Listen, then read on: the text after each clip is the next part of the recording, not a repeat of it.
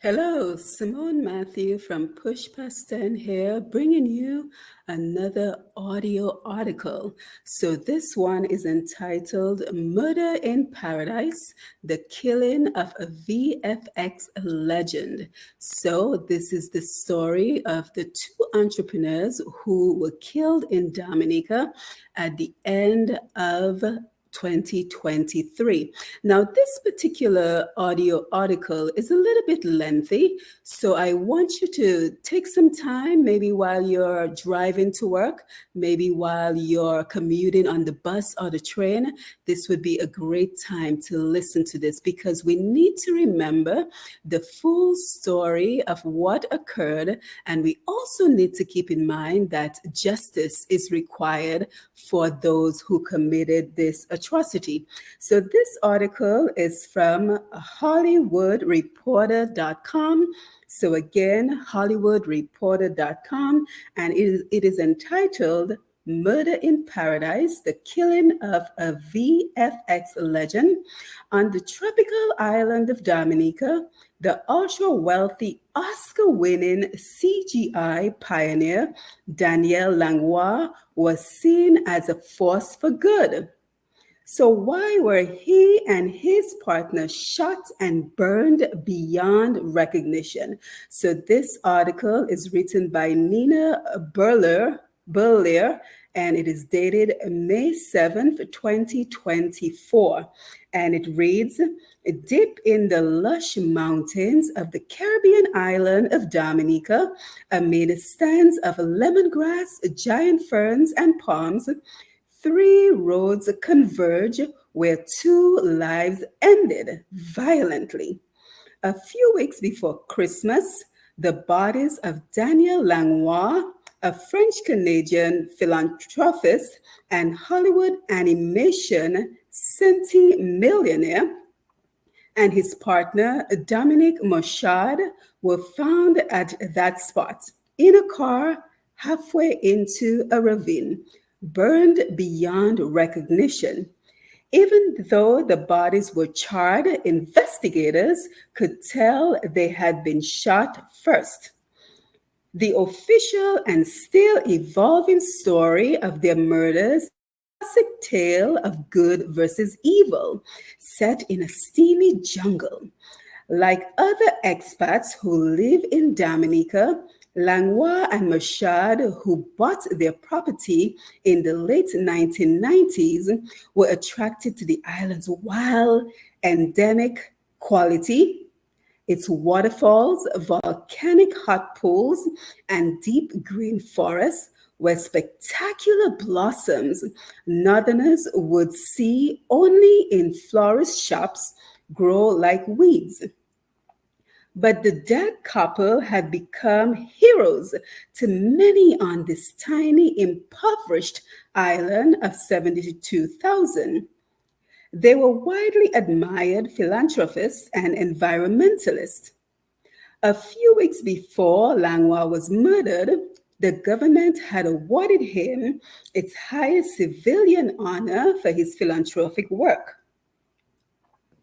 For decades, the couple lavished their wealth on the community, spending $1 million just to rebuild the local school destroyed in a Category 5 hurricane, designing resiliency projects and building infrastructure like a jetty, pouring money into a marine reserve, and the island's stray dog and cat rescue program, as well as countless private disbursements to individuals in the nearby village who needed health care and other assistance.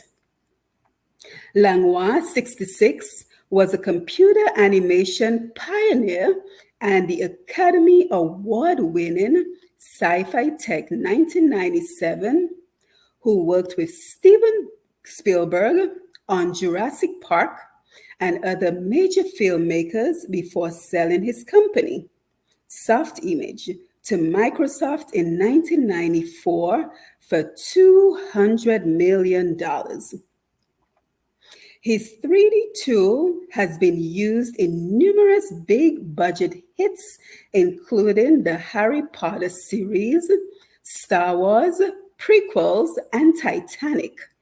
He was influential in early innovations of CGI, particularly as the tech related to human characters and expressions. After selling Soft Image, he founded the Daniel Langlois Foundation in 1997 to promote collaboration and exchanges between the arts and science, and was a major investor and promoter in Montreal film community. In Dominica, Langlois spent years designing and building a dream project, an off-the-grid model structure deep in the mountains that eventually became a luxury resort he called Colibri Ridge. It opened in late 2022 and made Condé Nast's Travelers 2023 hot list. Travel and Leisure called it the world's greenest resort. A few days after Langlois and Machad's remains were found several miles from their home, police arrested couple's next-door neighbor, Jonathan Lira, an American with survivalist tendencies, and a Florida man, Robert Snyder, whom police claimed he hired as a hitman. Police say that the Americans shot the Canadian couple, then set their car on fire with an accelerant that burned so fiercely, Snyder reportedly had burns on his hands and legs when he was arrested. Langlois and Lira were both North American expats with money who migrated down to the tropics. But they were improbable neighbors. A progressive Canadian who built a green resort where rich, eco-minded guests paid at least $700 a night, and a reported prepper who turned his plantation into a safe haven for himself and advertised it to other disaster-fearing survivalists. Lira and his wife arrived in 2021 with enough wealth to buy the island's oldest still intact former coffee and cocoa plantation, the Bois Colliette Estate, which borders Langlois land. Lira upgraded the 53-acre 18th century grounds into a tourist destination, financed by busloads of cruise ship passengers paying to visit his small exhibition on cocoa processing. The beans were turned into bricks of chocolate that would be sent to Trinidad, which would be sent to Trinidad and made edible, according to a former employee. Lira has been called a chocolatier in news articles, but he and his wife were not making or selling chocolate. They were running bus tours for cruise ship passengers through their old plantation. They soon became notorious on the island as all-American private property cranks. The dirt road from the coast into the mountains, where the eco-resort is located, passed through their property. Dominicans had been Dominicans had been using it since the days of slavery, but the American couple tried to unofficially privatize it. As early as 2016, the road was in dispute, and soon the conflict went to court. As Langlois built his eco-lodge, Lira would reportedly block the road with stones and tree trunks. Colibri Ridge employees routinely videotaped these contentious interactions with Lira and have since posted some online. A judge granted an injunction in 2019 keeping the road public and allowing Langlois guests and workers to access it, explicitly calling it Mount Rouge Public Road. But non paying tourists were shooed off. TripAdvisor comments about the chocolate plantation are filled with warnings about leaders claiming they set large dogs on passing hikers and threatened drivers who found themselves on the road. On a recent visit to Dominica, I drove the disputed route. In its narrow, unimproved with depth, tire-stuck in routes, and too rough for anything but a four-wheel drive or truck. It does pass through the old plantation's ruins, close enough to reach from the car window at one tight turn and touch the stone walls of the old plantation's warehouse and mills.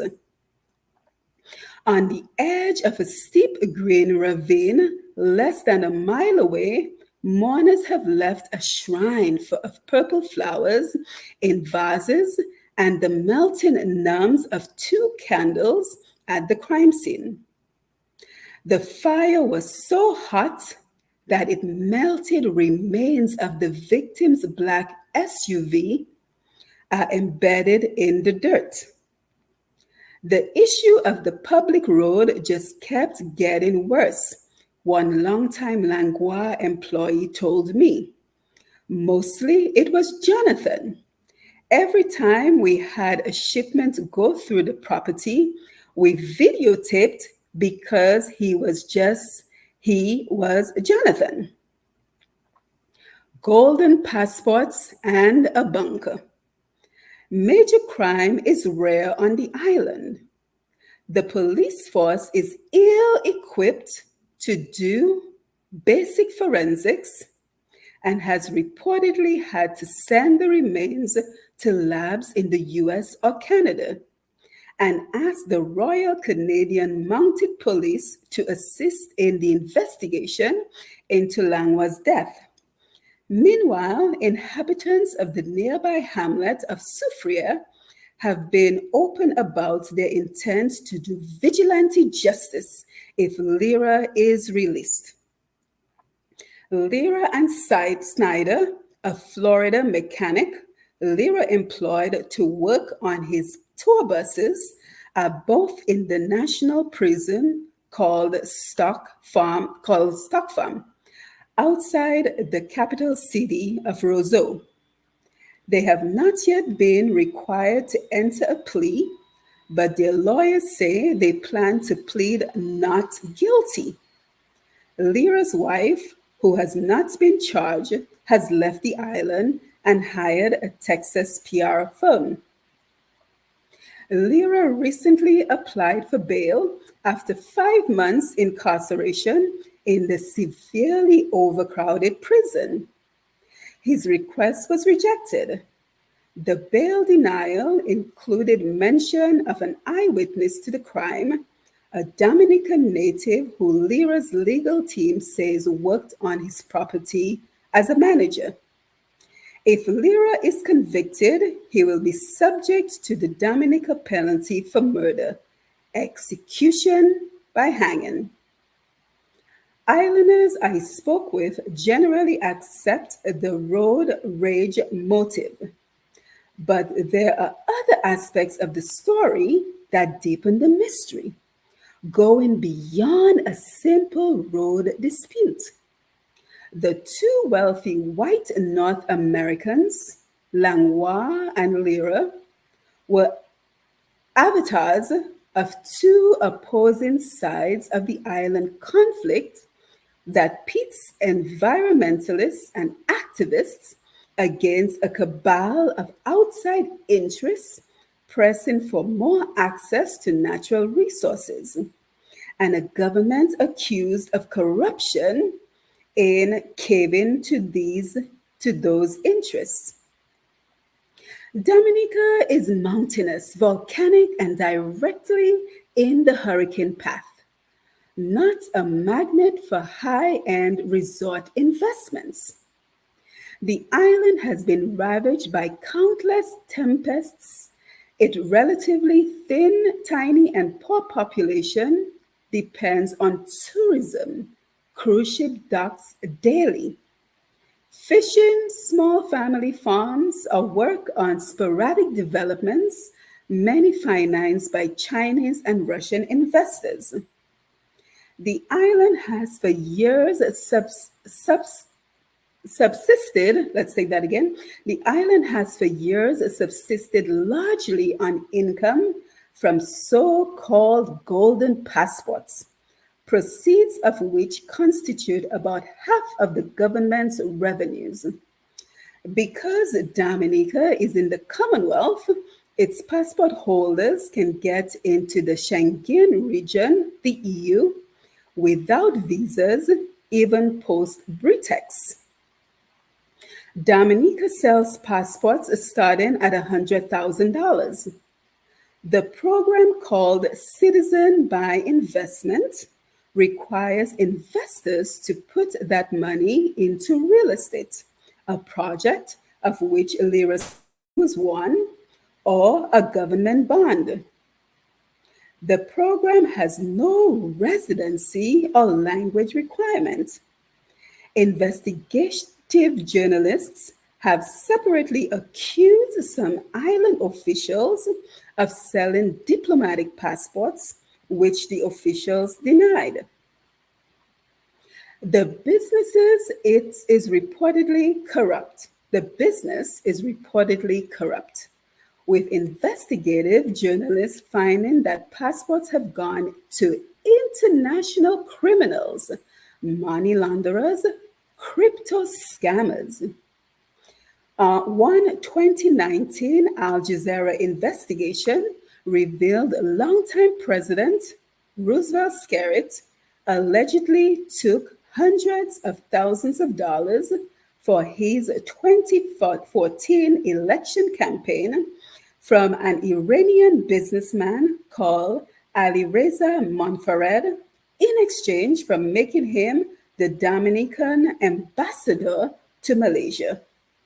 Monfared was eventually arrested by his own government and sentenced to 20 years imprisonment.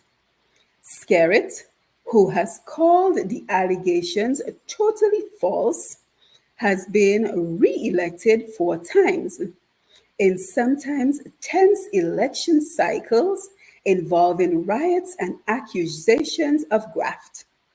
His administration maintains close ties with China and has invested heavily in infrastructure on the island, including a controversial new airport that is under construction, plus post-hurricane housing for displaced islanders. After a consortium of investigative journalists collaborated on a 2023 expose into the passport scheme, Skerritt blasted them as terrorists and accused them of being financed by the political opposition. The Golden Visa program has brought $1 billion into the government's coffers since its inception and reportedly constitutes 55% of the national income. The Dominican government calls the program Citizen by Investment, CBI, and deputizes various investors and other individuals around the island as agents. Lyra was one of the 8 CBI agents on the island, a position that allowed him to vet passport applicants and gave him access to top government officials, as well as sell off bits of his own vast property through the program. Lyra's attorney in the murder case is Lennox Lawrence, a close associate of Skerritt and a former acting attorney general on the island. Lyra's closeness to the government And the challenge the case presents, an under equipped police force, has prompted observers in Dominica to worry that the authorities will not be able to make charges stick. The government has brought in a special prosecutor from Trinidad to handle the case and reportedly asked the Canadian assistance with the investigation, although Canadian officials have not confirmed their involvement. The Prime Minister and the Tourism Minister seem to have a good relationship with this guy. Dominican radio host Matt Peltier recently said to Canadian TV, there is a lot of concern whether this couple will actually get justice.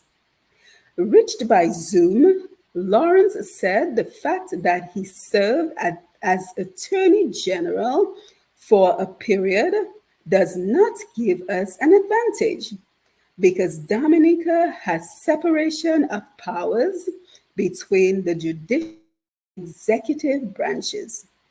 He declined to comment on the business aspect of the relationship between Lira and the passport program, saying he was not well informed on the subject. Both Langlois and Lira would have been eligible for the CBI program, given the amount of money they invested in the country. It's not clear whether Langlois was involved in it. Lira was an agent, most certainly was. Lira is often described in news reports about the crime as an American businessman, but the nature of his business is unclear. According to the Texas-based publicist Nicolia Wills, hired by Lira's wife, Lira worked for MetLife until 2017 and also made money on investments before turning the plantation into a tour business.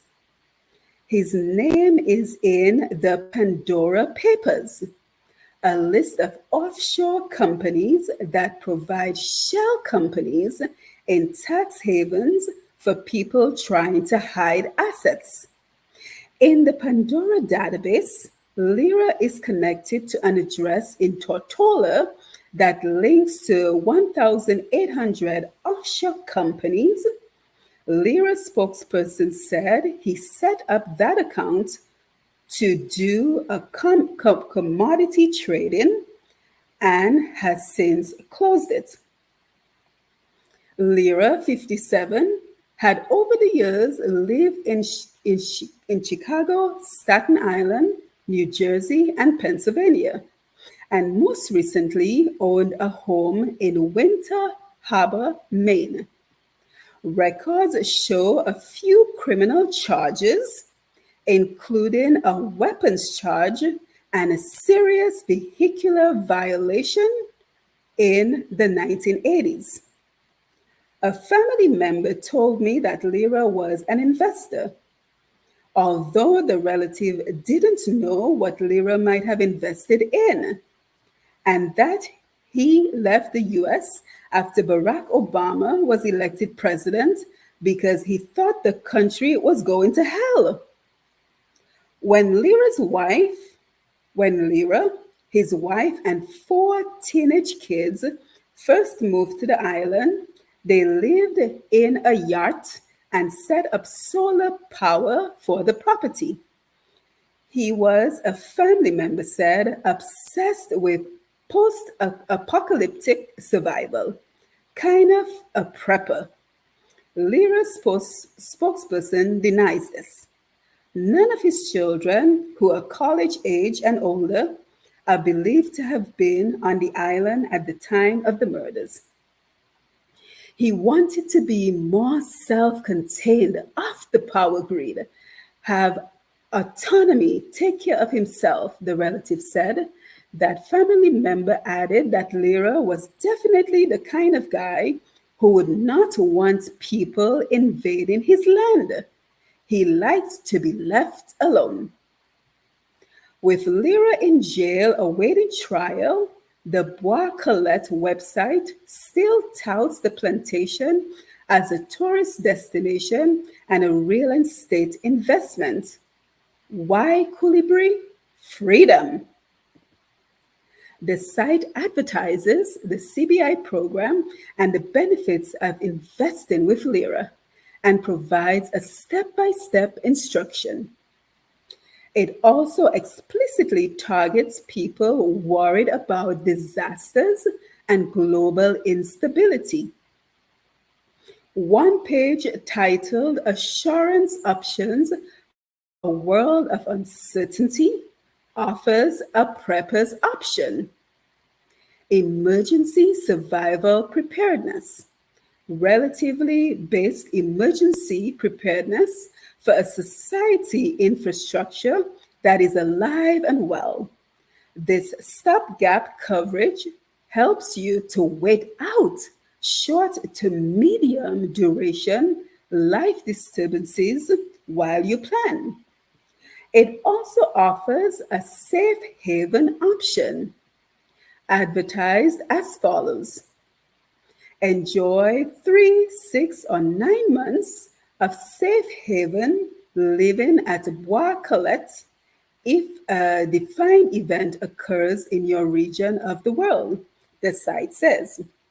Whether society is disrupted as a result of economic or political turmoil, a prolonged natural disaster, or another possible scenario, Bois Colette defines preparedness and is the best hinged against crisis in our complex world. Bois Colette is also your home and sanctuary for everyday living. One problem: the safe haven bordered a progressive Canadian multimillionaires award-winning resort. Luxury SUVs daily delivered well-heeled guests, bumping and bouncing on the road through the estate and over the mysterious and underground bunker Lyra had constructed, without even stopping for a chocolate tour.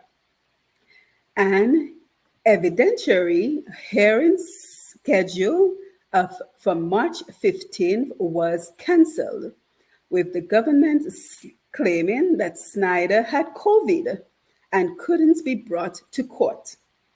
As such, it is difficult to assess just what evidence the government has against Lyra and Snyder. A German tourist who spoke to Canadian W5 television, identified in the report only as Thomas, said he was hiking the road through Bois Colette toward Colibri Ridge on the day the couple were murdered, when a man ordered him to turn back. He said that as he walked away, he heard shots, and a short time later, he heard explosions and saw black smoke, possibly from the burning SUV. The German tourist told the Canadian reporters that police took him back to the scene of the crime, and sitting behind him in the police bus was Snyder handcuffed to Lyra. The hiker identified Snyder to police as the man he encountered in the road that day, and later told the Canadian journalist that he saw heavy burning, damage on Snyder's arm in the prison van, and he didn't have his injury when I met him on the trail. Lyra's lawyer said that based on his firm's investigation, the tourist could not identify Jonathan Lyra at all. Snyder's lawyer has not responded to several requests for comment. Lyra and Snyder were taken to the National Prison at Stockholm within days of the murders. Photos showed both men appearing to smirk as they walked from the van, handcuffed together, surrounded by angry island residents shouting at them. A week later, Canadian newspaper reporters who were dispatched to the island to investigate the murder witnessed Lira back at his property for a few hours. Police told reporters the curious home visit was part of an unrelated investigation. The status of the investigation is unclear. Initially scheduled for March, the evidentiary hearing has been rescheduled for July. And if that date is met, a trial could come as early as September. Meanwhile, the island is rife with rumors, including that Lyra employee who witnessed the murders is being held or hidden for his or her safety. Lyra's spokesman says the person has disappeared from the island since arrest. One intriguing leak, a video believed to have been taken by the police of a labyrinth under bunker beneath the Bois Colette estate, large enough to hold at least two cargo containers whose contents and purpose are a mystery. Lyra's spokesman claimed that the bunker is just a large cold storage cellar Lyra copied from one he had seen in California wine country. Whilst the Lyra's publicist also says Snyder was no hitman, but rather a mechanic who had come to the island to perform maintenance on Lyra's tour buses. Lyra from jail is still pressing his case to declare the road private. According to his spokesman, he had expected to be awarded millions in punitive damages for Langlois before the couple died. The fate of that lawsuit remains unclear since the murders. Wiles also suggested the couple might have simply disappeared. One of the Lyra's defenses apparently will be that there is no forensic proof Langlois and Machad are in fact dead, since the bodies were not identifiable. Wiles even insinuated that as an acclaimed pioneer of Hollywood VFX, Langlois might have faked his own death. Langlois' entire business was built around making things look real, that or not, Wiles says. Is it far-fetched? Yeah, we're certainly not saying that's what we believe happened, but Wiles further floated the possibility that Langlois had something in his history that made him a target of the mafia or drug cartel. Police found a load of cocaine in the jungle near the Coulibaly Ridge property in 2018, which a former employee told me prompted Langlois to start patrolling his own property with drones to fend off criminals. Whatever was going on between the two rich men, the murder investigation presents a profound, perhaps insurmountable challenge for the penurious tropical police force. When I met him at his office in the small, weather-beaten National Police Headquarters, Island Police Chief Davidson Valerie declined to comment on a witness or the bunker, saying that the evidence would be revealed at the first hearing. Meanwhile, Lyra's spokesman and lawyers have organized and disseminated to American and Canadian media reams of documents purporting to show that the road dispute was no murder motive. Langlois' family and Colibri Ridge staff declined to comment publicly. A close friend of Langlois on the island said the Canadians' associates were still too shocked to talk about the murders. Canadian IT businessman Marc Petit was a close friend of Langlois. There was something genuinely good about Daniel.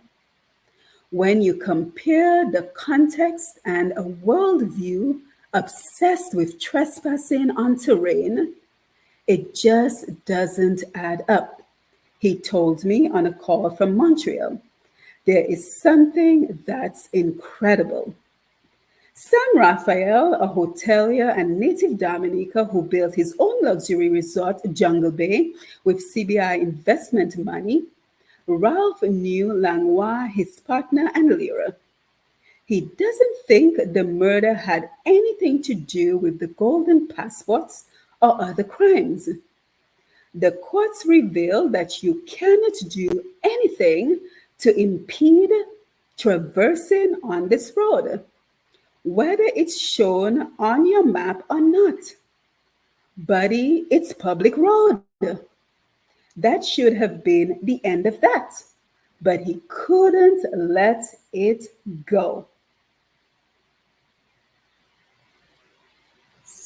Thus ends the article. So I think that paints a very broad picture of what is going on, what happened, the history behind this particular unfortunate incident in Dominica. And I think we are quite amazed at the defense that will be presented in this case. So again, another audio article presented to you from Simone Matthew at Push Past 10. Don't forget to share this information so that we can all have the full story, and we eagerly anticipate the next step as we seek justice for the people who met their untimely demise in this particular case. So don't forget, follow Push Past 10. Don't forget to share this information, and we will be back with you very shortly as we continue to work on ways to advance Dominica, but we also continue to share our concerns of what is going on in Dominica. So until then, you take care.